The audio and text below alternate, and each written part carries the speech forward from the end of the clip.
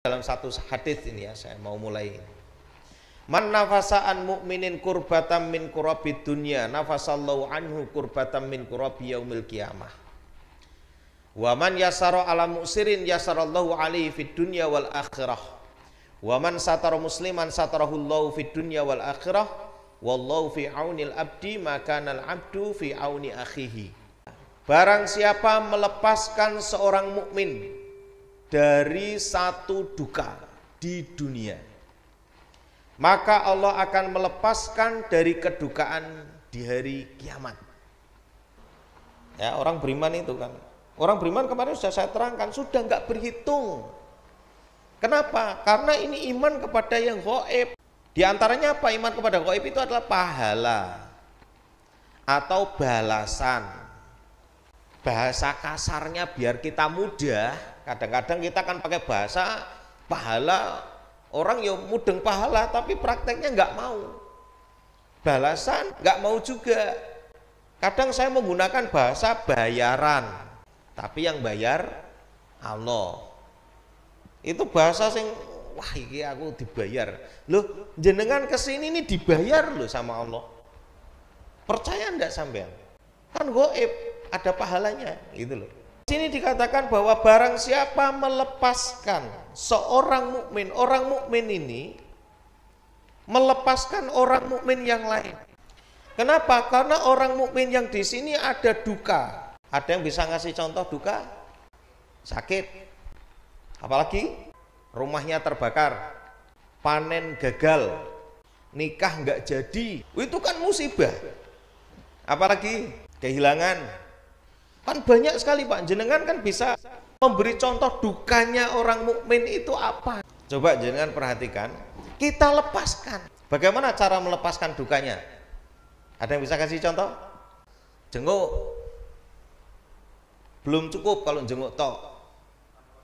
Diberi motivasi. Ya, termasuk amplop. Dikasih uang. Jangan dikasih jajan Pak. Orang sakit gigi, jenguk kasihnya pilus sama marning, baris. Uang lebih manfaat untuk bayar dokternya, bayar rumah sakitnya, bayar kliniknya. Bicaranya diatur. Jangan sampai nanti kita justru salah ngomong, malah dia jadi masalah. Semakin dukanya semakin dalam. Hati-hati. Wah, aku ingin duit tonggo kaya sampean lek. Mati lek, mati. Nah, itu salah jenengan. Ini lek wong iki aja ngono. Dimotivasi. Jadi pokoknya digembirakan, ini termasuk melepaskan duka. Kenapa? Seneng banget dengan motivasi itu. Saya dulu punya guru itu, dia mengatakan begini, orang sakit itu jenguknya orang sakit. Ternyata ada orang sakit lebih parah daripada dirinya. Makanya dia akan semakin bersyukur gitu loh. Kalau kita itu sering jalan-jalan, nah, apa mau tamasya itu ke kuburan. Sehingga kita itu bisa melihat bagaimana kubur. Kita akan menyusul dan seterusnya. Kalau tidak ada kubur, ke klinik, ke rumah sakit. Nanti kita akan tahu bahwa di rumah sakit itu masih banyak orang-orang yang membutuhkan biaya besar. Ya kan, oksigen aja berapa harganya. Ya, belum lagi nggak bisa makan. Coba. Ini makanya perlu dihibur orang sakit ini, dihibur, dimotivasi. Lah, orang menghibur ini namanya orang yang melepaskan duka. Bukan hanya ngomong menghiburnya, terus kemudian dia mengeluarkan amplop, isinya biaya untuk membayar kliniknya. Wah, itu semakin sembuh, itu cepat sekali sembuhnya. Insya Allah. Kenapa? Kadang orang sakit itu bukan hanya memikirkan sakitnya, tapi mikir biayanya. Makanya dukanya semakin dalam. Nah, kalau kita bisa melepaskan duka itu, Masya Allah, ini kita akan dilepaskan oleh Allah dukanya nanti di hari kiamat. Kemudian yang kedua contohnya kebakaran, sama. Dimotivasi, kemudian dikasih uang. Atau kita menghimpun orang-orang kerjasama. Dengan takmir masjid, dengan apa? RT atau RW, kemudian dibangunkan. Kita carikan dana, itu bisa. Nah, kemudian contoh yang ketiga diantaranya apa? Gagal panen, sama. Pahamkan agar kita mengembalikan urusan kepada Allah. Saya punya pengalaman begini. Dulu ada saudara, dia itu pergi zikir. Zikir itu untuk apa? Saya mau tanya. ya, itu kan bentuk ibadah. Hasilnya menenteramkan jiwa. Dikir sampai aduh Pak, sampai Surabaya Pak. Qadarullah omahe kobong. Rumahnya terbakar. Habis total karena rumahnya kayu kayak gini. Ya, nangis 3 hari 3 malam, sumpah.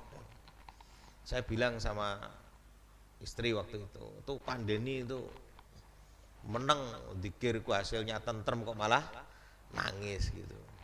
Lah ngomongnya piye? Ya kamu bilang lah, kamu itu harusnya lebih bersyukur kepada Allah karena dihisap di dunia daripada dihisap di akhirat. Lebih menang Pak. Nah itu dihibur. Dan apa yang diambil oleh Allah, ya pada hakikatnya Allah akan mengganti. Karena kita kan mendapat sesuatu dari Allah. Muninnya apa? Alhamdulillah. Ketika diambil, inna lillah, kembali kepada Allah. Itu nanti akan diganti. Na'ti bi khairi minha au misliha. Itu diantaranya. Kemudian contoh yang lain adalah ditolak lamarannya. Mau nikah, ditolak, enggak apa-apa. Saya ini pernah gatok ke orang itu misalnya ini satu RT itu ada 4 perempuan, datang ke perempuan pertama ditolak, datang perempuan kedua ditolak lagi, ketiga ditolak lagi, sampai 4 kali coba, yang keempatnya diterima. Lah orang kalau tidak dimotivasi coba, ya toh, wah aku ketok erak ganteng ya ditolaki kan gitu. Padahal bukan masalah ganteng tidak ganteng loh. Kalau memang belum jodohnya walaupun ganteng itu gak iso. Lu tenan. Kalau belum jodohnya. Ya, makanya alhamdulillah dapat gitu. Makanya kita motivasi, apa mana sampean Mas masih isi single. Wong yang sudah punya saja masih laku kan gitu ya. Jadi kita motivasi begitu ya, dimotivasi agar apa? Agar orang ini punya kekuatan gitu loh. Punya kekuatan untuk bisa bertahan. Lah ketika kita memberikan satu motivasi baik berupa materi maupun non materi kepada orang ini, maka insya Allah Allah akan melepaskan duka di hari kiamat. Luar biasa. Orang yang tadinya nangis jadi tersenyum kok. Kehilangan uang, ya kan? Ada orang kehilangan uang, ya udah. Dikembalikan lagi, yang memberi uang kamu itu hakikatnya siapa? Allah. Allah mengambil, ya sudah. Nanti Allah pasti akan ganti, ya toh? Apalagi kalau kita ahlu sedekah. Ini diantaranya.